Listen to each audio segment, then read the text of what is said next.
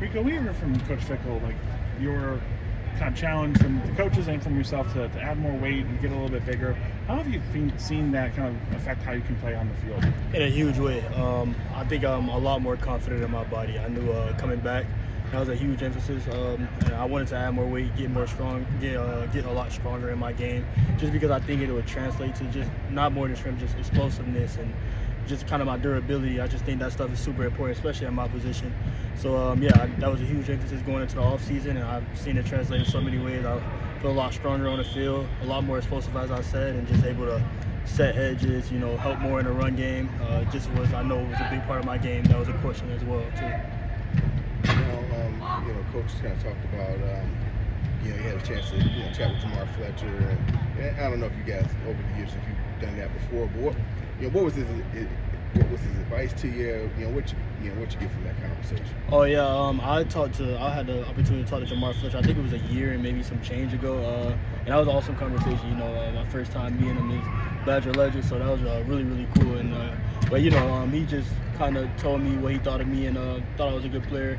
And just where I needed to work on in my game, and just what I talked about, just being a little bit more physical in the run game and showing I could tackle more is just something that he wanted to see out of my game. And we talked that, and then he also said the same thing to Coach Haynes as far as where he could just see me improving in my game and taking steps. So that went great, and was able to talk that with Coach Haynes as well, and then just trying to emphasize that and make that a point to improve in my game.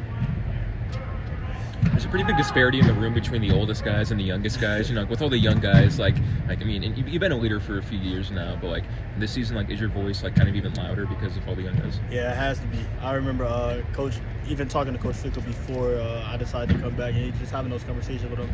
He told me, we love Rico at UR, but if you're going to come back, we need a more vocal and a better Rico. And I took that personally just because I know on this team, just in general, my voice holds a lot of weight, and so I just try to be more of a leader and more vocal in all those aspects, just because it's something that I'm not relatively accustomed to. I've never been the leader type of the vocal type of guy, so just kind of making sure I do that, and even talking to Coach Haynes, where, like you said, the younger and the disparity and the age gap in our room is really really important for me to bring those guys along and build those guys up and create confidence for them as well. So I just have to be a leader in all those aspects.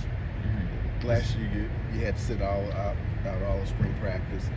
You're back this year getting work every day. What do you think the benefit, now that you're back out there, of you getting that work this spring, and now that you're doing it again, do you feel like you missed something by not being able to get that work in last spring? Oh yeah, it's huge. I'm so glad that I'm able to participate in the spring, just because it's super important. I missed this time last year, and football is not a game you can just stop into it and just be right back to where you was. So I think I missed so many important reps and just getting better throughout last year, not even being able to run for 3 months or even do any type of footwork drills. I it passed me by. So I think getting these reps, even though I'm an older guy and we don't much like spring too much all the time, but I think it's really really valuable for me in my process and getting better and working on the things I know I need to work on.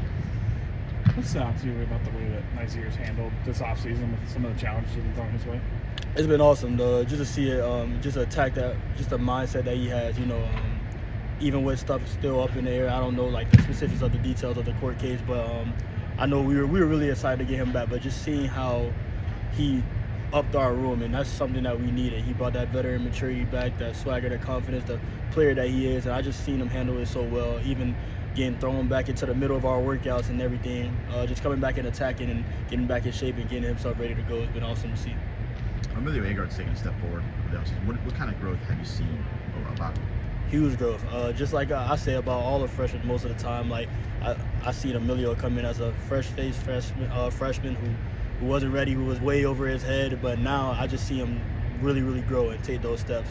He's maturing in his body, he's maturing in his speed, and in every aspect, just become a smarter player. When you're a freshman, you're trying to get the playbook and all of that, it can be really, really overwhelming. So he's done a really good job at studying his play, studying just how to become a better player and just a better college football player. He's been treated like a pro in terms of his body and just getting a lot better in every aspect of his game too. What have been your first impressions of Jameer Scott?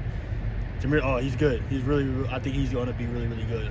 A freshman, him and Cairo both are both really good. But specifically on Jameer, I just love the way he plays the ball. He's not scared to make a play, and he reminds me a lot of how I was as a freshman coming in, just trying to make plays and trying to get the coaches to see me. And so he has great confidence in the way he plays. I'm really excited to see how he's going to keep growing and keep developing, but I think he's off to a really great start.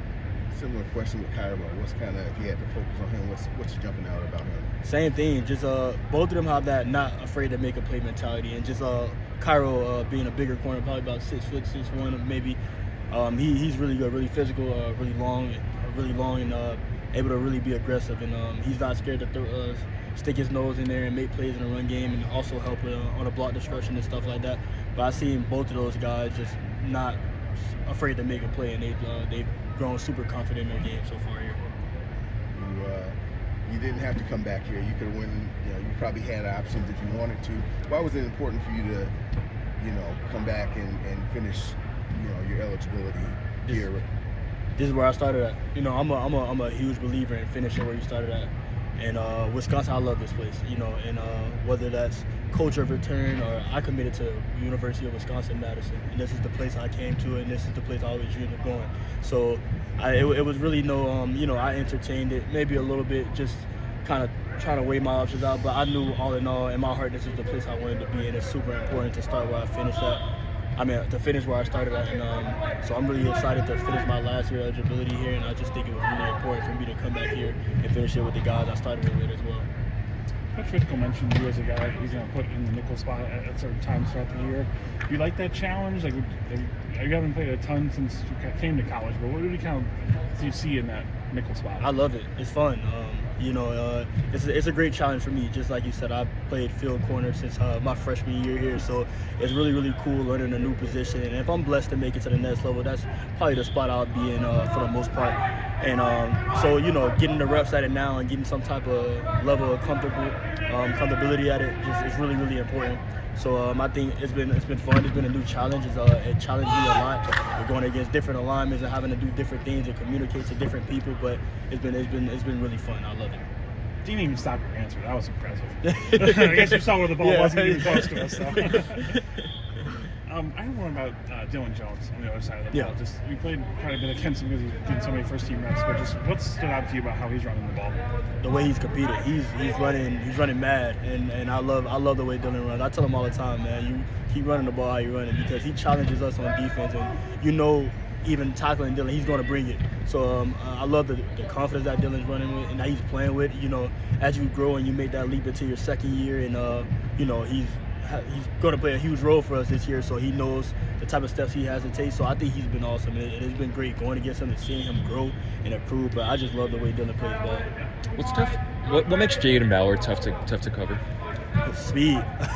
JB's super fast. I remember in the summer he was like the only dude hitting like low 23s, high 22s, and we're like, man, like he's flying. So JB, I would say his speed, and just him as a bigger receiver, I think JB stands up maybe like 6'3", or maybe even taller. I might be kind of short yesterday, but I think JB's speed and his length and the way his catch radius as a bigger receiver is super wide. So him being able to put all those aspects into the receiver makes him a great deep threat and a great playmaker.